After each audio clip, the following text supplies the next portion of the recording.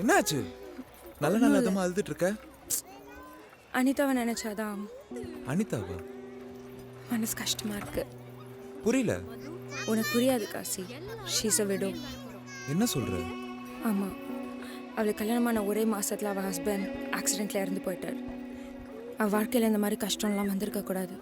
அவள் ரொம்ப பாவம்.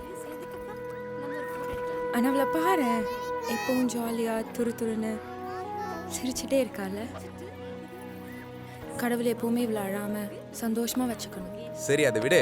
ஜாலியா இரு, நான் பாத்துக்கிறேன். Cheer up. Okay. Hi Anitha. Hey hi. Kasi physiotherapist. Good. எங்கேயாச்சும் எப்பயாச்சும் விழுந்துட்டீங்கன்னா கால் பண்ணுங்க. என்ன சொன்னீங்க?